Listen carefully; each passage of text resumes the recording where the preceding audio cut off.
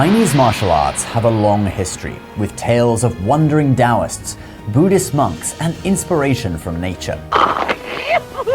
Yet the story of Guo Yunshen is more practical and down to earth. He is a figure who played a pivotal role in the development and popularization of the Chinese internal martial art of Xingyiquan, a ferocious art that is sometimes referred to as internal karate, yet draws its power from internal energy. Guo getting sent to prison for killing a man led to him modifying one of the art's most famous techniques while locked up.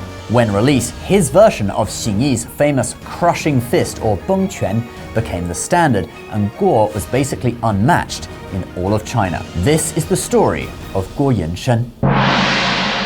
Guo was born in the 1820s, most likely in 1829 in what is now called Shenzhou City in Hebei province. In his youth, he practiced northern long fist kung fu or changquan. He then practiced bajiquan or eight extremities boxing with a teacher called Sun Liting and got really good at it. Bajiquan is a practical style that was known for close-range combat.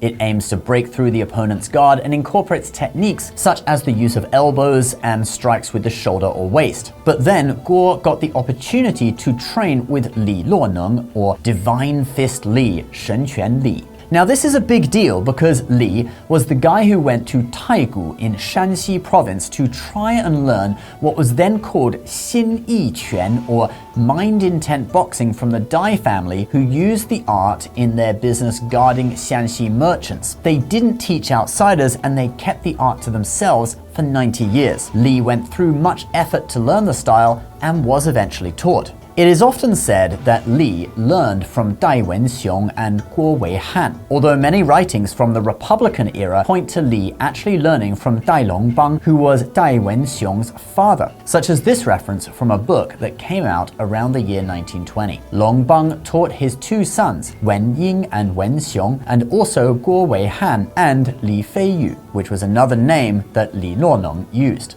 And then there is this reference to Li in the writings of legendary martial artist and scholar Sun Lutang. And remember that name because you're going to hear more about him later. In 1923, Sun wrote, Mr. Li Luoneng was also called Li Feiyu or Li Nengran. He was in business in Taigu in Shanxi province, and he was fond of martial arts. In Wen County, there was a gentleman named Dai Longbang who was good at Xingyiquan, and he went to visit him. When they met face to face, Dai's manner was elegant and refined, not like someone who practiced martial arts. Li was surprised at this, and then he left. One day later on, he got someone to refer him to Dai Longbang, and he formally became a disciple. At the time, Li was 37 years old. After he was personally accepted by Dai, he trained day and night. Now Li was very loyal, but after 2 years, he had only been taught one of Xingyiquan's 5 basic fist techniques. He had been taught Piquan, or the splitting fist. The small amount he had learned became apparent at a martial arts demonstration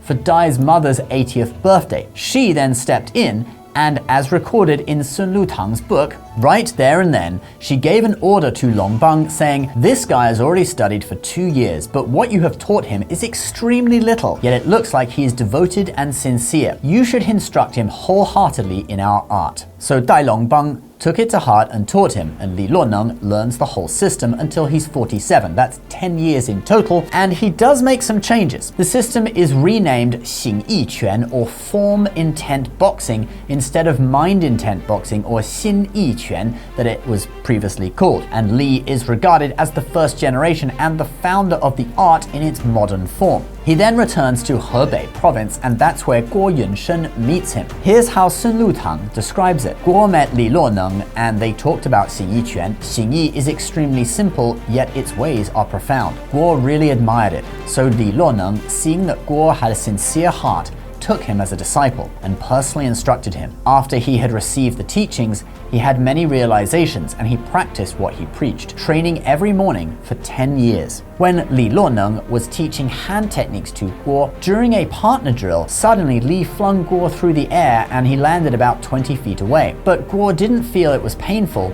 He felt like he just floated over there. He goes on to talk about Guo learning the sword, broadsword and spear from Li and says that he practiced everything to an extreme. He often also liked to travel to other provinces and test out other people's martial arts. Sun recounts a story that one time, Guo got 5 strong guys, each holding a wooden club, to use the ends of the clubs to push against his belly. Once the 5 guys were in a stable and solid position, and they were pushing hard against him, then Guo, with one swell of his belly, caused 5 strong guys to fly through the air and fall to the ground about 10 feet away. The principles that Guo practiced were that his core was extremely solid, but his mind was empty. He would sink his qi to be heavy like Mount Tai, yet when his body moved, he was light and agile like flying birds. So when Guo encountered something that was unexpected, as long as he could hear or see it, no matter what it was, he could react fiercely and quickly, avoiding whatever attack was thrown at him. Guo was most well known for his Beng Quan, or the crushing fist technique, which he dedicated more time to than any other movement. But Guo's incredible martial arts would eventually get him in trouble. So he starts working for a Qing dynasty government official named Qian Xicai and teaching Kung Fu to his son in Zhengding County in Hebei. While working for Qian, Guo gets into a fight with a man named Dou Xianjun, who is described as a local tyrant. He was supposedly someone who had passed the military examination, or Wuju, so was someone who was very proficient in martial arts, but he had a bullying nature. Anyway, in this fight, Guo ends up killing the man, and in theory, he should have been sentenced to death. But the government official he was working for pleads his case. I mean, the guy is one of the greatest kung fu masters alive in China at the time. He is literally a national treasure.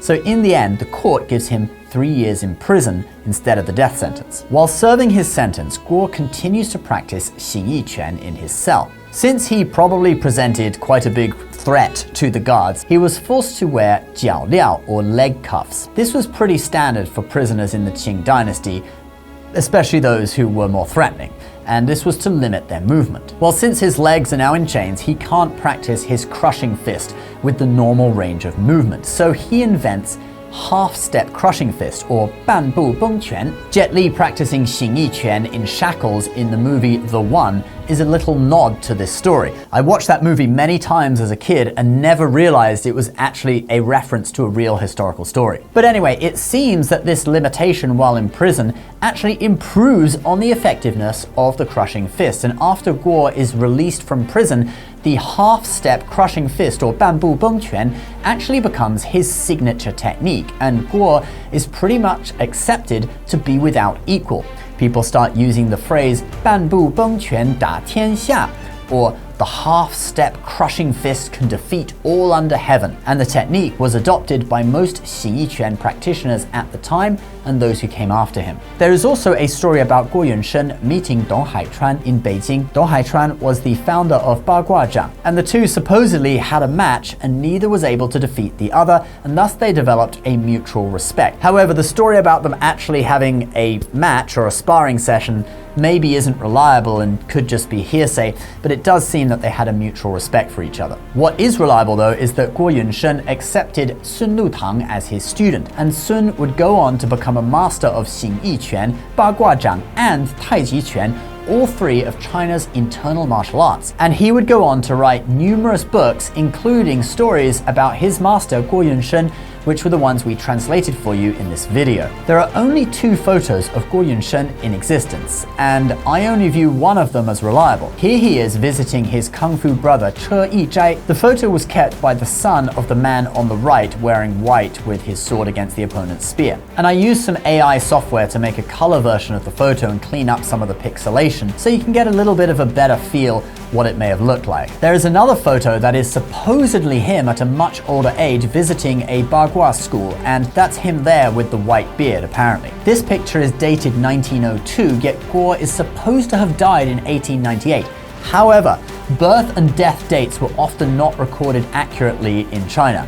Guo's tombstone was torn down and buried during the Cultural Revolution, but it was later dug up and re-erected in 2015. Yet strangely, it does not mention his birth or death dates on it. And actually, it doesn't even mention Xingyiquan. It just describes him as a 拳法大师, or a boxing master. However, Guo did not have any children in his life, so there were no heirs surviving him, and the tombstone was erected in 1932, 30 years after the time that he supposedly died. So that could have contributed to the lack of information. But no matter what, we know from the writings of his student Sun Lutang that Guo Yunshen did do Xingyi and was one of the greatest martial artists in semi-modern Chinese history. He was one of the 8 disciples of Li Luoneng and a key part of the effort to bring Xingyiquan out of obscurity and teach it to the masses, with one of the most prolific martial arts writers amongst his students. The legacy of his divine crushing fist can still be felt in the 21st century. Alright guys, thanks for watching. If you liked this video, you will probably like our video on Sun Lutang, Guo Yunshen's student. I'll put that on screen for you to check out right now. Please subscribe to our channel for more videos like this, and let us know in the comments which legendary martial artists from Chinese history we should cover next. I'll see you in the next one.